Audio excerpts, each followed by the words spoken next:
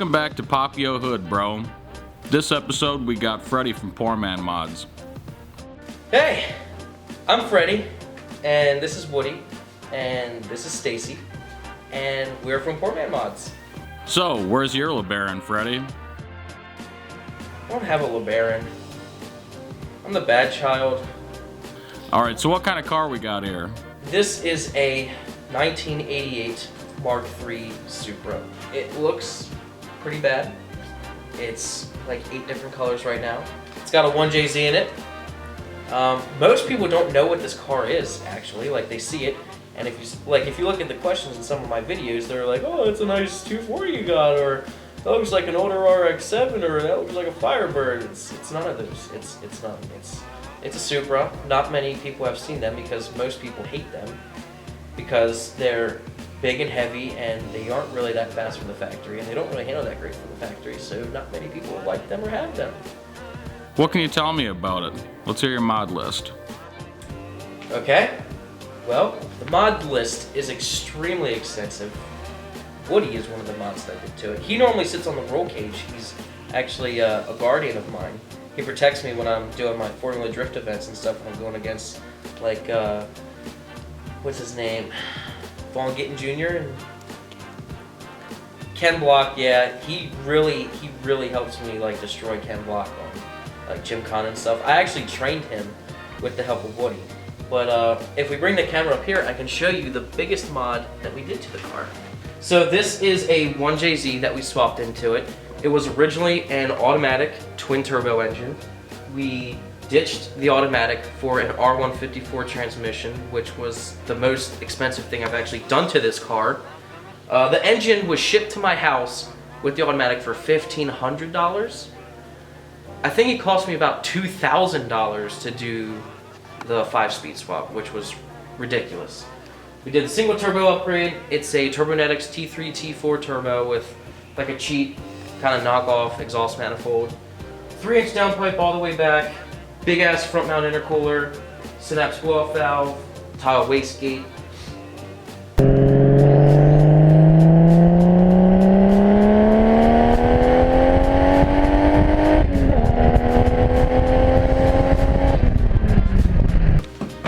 And in here we have a racing seat, roll cage.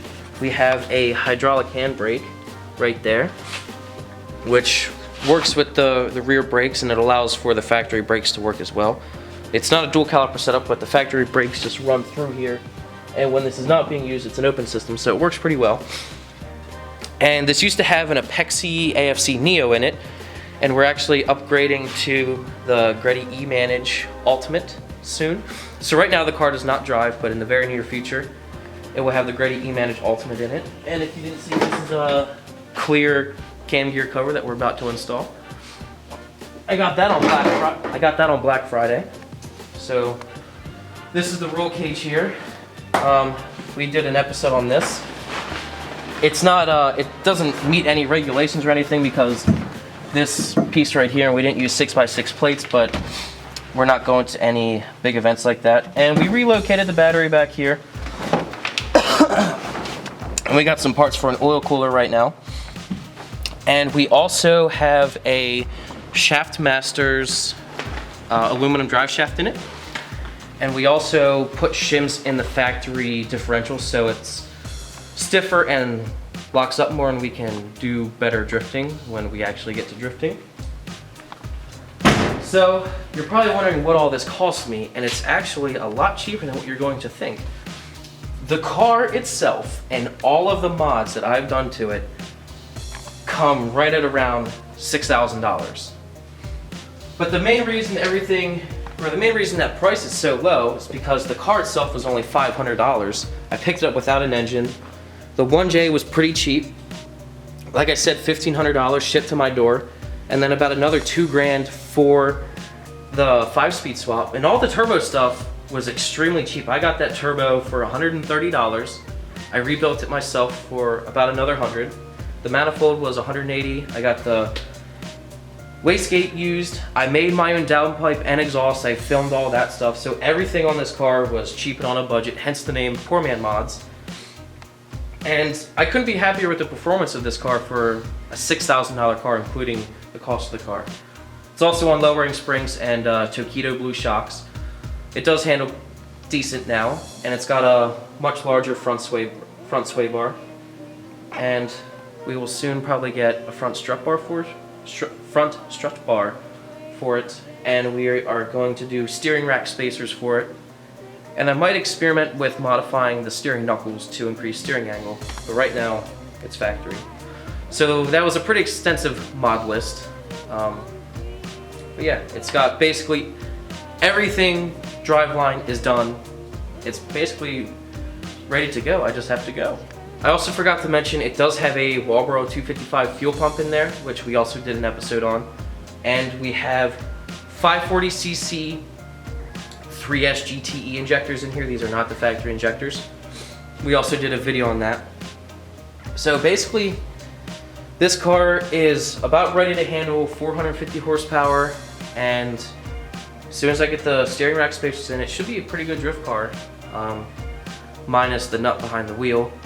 I need a lot of experience with that, but as soon as I get some practice, this thing should be pretty awesome. And I was talking to rapper Dan Savage, who is a Formula Drift professional drifter, and he said that he might actually take this car out and thrash it. So that'd be pretty awesome to see what a professional can do to it, and then maybe have him teach me.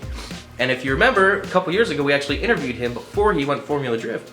So we've got a pretty good relationship with him. When you tell people you have a Supra, does it suck to tell them that it's an MK3? It absolutely does suck to tell people that it is a Mark III. I tell so many people all the time, they're like, oh, what kind of cars do you have? And I say, I've got a Turbo Sentra, and they're like, okay. And then I say, and I have a Supra, and they're like, no way!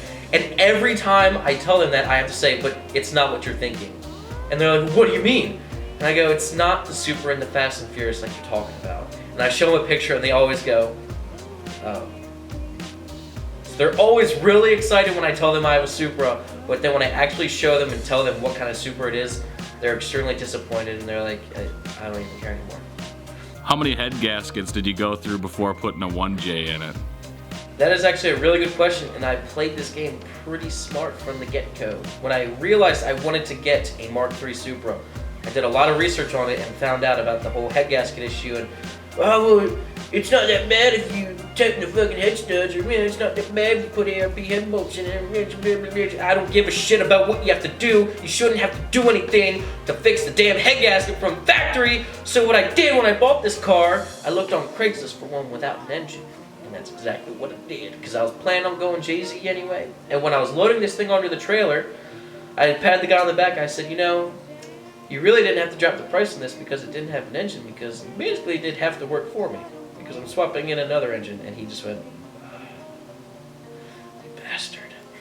So to answer your question, I've gone through 0 head gaskets, and it's amazing, because I've been able to put more time and money into other things than head bolts or head studs and retorquing stuff and getting a triple layer copper head gasket when I could just put that time and money elsewhere, and it's great. Are you gonna get some wheels for this that aren't jank and plasti dipped?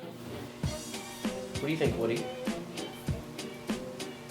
I think Woody just whispered in my ear that whenever we are finished with the performance aspect of this car, we might get wheels that aren't pieces of shit. Like right now, we've got the factory plastic wheels, which we actually just plastic, and you're talking shit on our board. And we got the Motegi wheels back there. But actually, I was thinking of getting, I think, SVT Cobra R wheels off a Mustang, and it's a really surprise to me that I would say that, because most people know I hate Mustangs, and I hate almost everything American car made, because I had an American car and it pissed me off, and I'm a Japanese guy, but I really like the look of the Cobra wheels on these cars. I think they're off of like an 03 or an 04 Cobra. I'll put a picture like right here of what they actually look like, because there's like 8 different Cobra wheels out there, but I'll show you. I think they're about like $500 or $600 for a set, and they are like 17 by 8s or 17 by 9s. And I think they'll look pretty good on this car.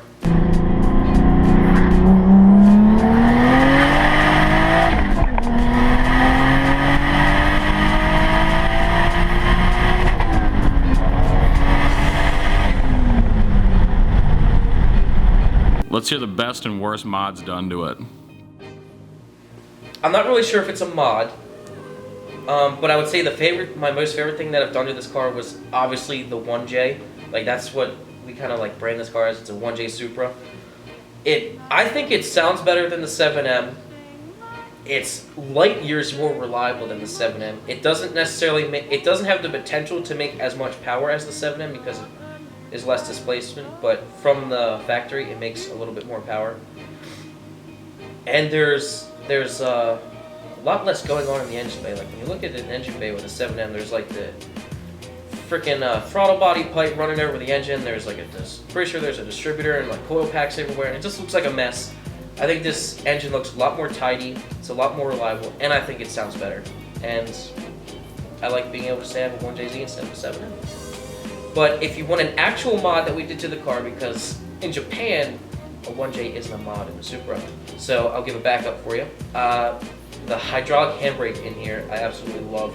It was pretty easy to install, it was fun to install, and I get to use it all the time. When I make a wrong turn going down the road, I just yank it and do a 180 in the middle of the street, or try to drift around a turn. I love it. It's a lot of fun. People in the car, people that ride passenger love it. It was cheap, and it was probably most fun per dollar mod that I did to this car. Definitely the worst mod that I did to this, which you do not see anymore, is plastic dipping the entire car. I plastic dipped it before we did the engine, and it got all beat up.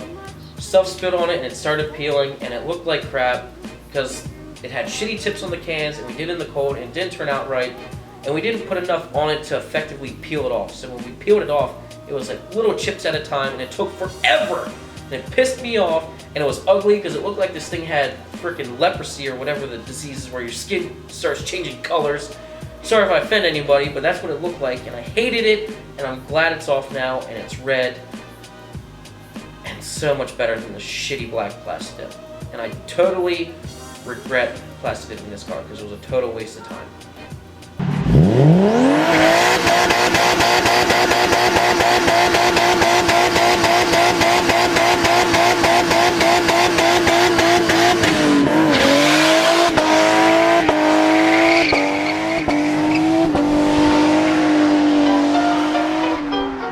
Oh, that was awesome. Dude, that was perfect! That was a good one. I think we ought to go ahead and wrap it up. How many times have you not gotten laid because of this car? Well, that's a silly question because this car gets me laid all the time. Sometimes I have to lay down to work underneath this dash and do a lot of wiring for accessories and my boost gauge and stuff. A lot of times I have to lay underneath the car and do like oil changes and stuff. And when I was doing the drive shaft and exhaust, I had to lay underneath the car too. No. So a lot of times when I'm finished, I have to lay the hood down. You know, you just, sure, yeah, that's what we meant. This thing gets laid all the time. But he meant, with a girl. I'm not sure I know what you're talking about. What advice would you give to someone thinking about doing a 1J or 2J swap in an MK3? There's a couple things that I would advise people. First is do a lot of research on it. For example, watch our videos and watch posts on like Supra forums or 1J forums just to know what you can get yourself into as far as wiring and hooking stuff up. It can be a wiring nightmare. When I bought this engine, it said it had a minor cut harness, which I believed, which was horribly false. The igniter was cut and the body harness was cut. So there were no connectors going to the body harness or the igniter. So I had to do my own research and figure out what wires were for the igniter and for the body harness. Luckily, the ECU harness though was fine. But if you aren't great at wiring or confident with wiring, definitely start to do your research and, if necessary, buy an engine that does not have a cut harness. Because when I first got this, I was not that great with wiring, and doing all the wiring for this forced me to get comfortable with it and forced me to get better at it. And it took a lot of time, and I spent a lot of money on wiring, and I bought a lot of freaking wires because we had to extend the harness and basically wire everything in the car, and it was a really big hassle. So if you're gonna do this, do a lot of research before you do it, and make sure it's something that you're willing to invest the time and money into for wiring. Secondly, is if you're going to modify the engine at all, do it before you put it in the car. For example, this is just stupid on my part. When we got the engine, we noticed the oil pump was dented on the bottom. We installed the car, and we went to drop the oil pan to bang the dent out and realized that you have to do it with the motor out of the car. So we had to pull the motor up after we installed it and rip the oil pan off and then fix the dent. Put it back in, and then I wanted to remove the air conditioning compressor because this is a race car. Because, you know, I'm a professional drifter and I can deal with Ken blocking while I'm getting.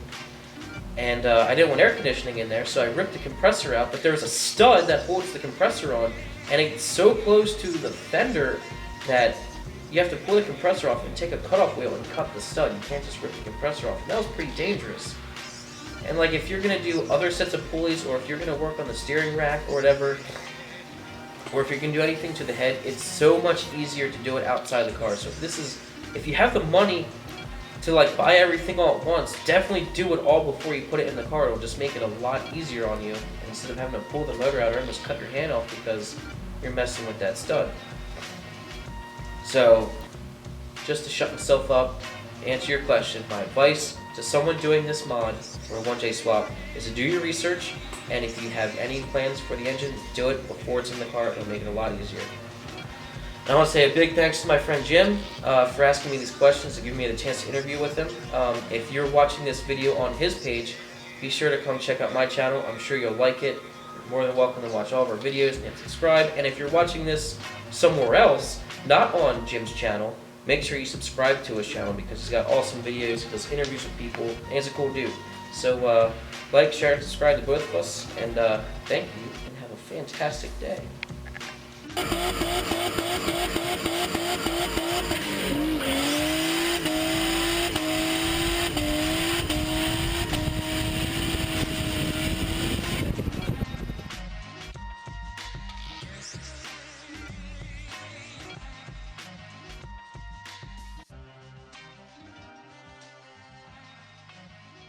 That's all I got for you, Fred.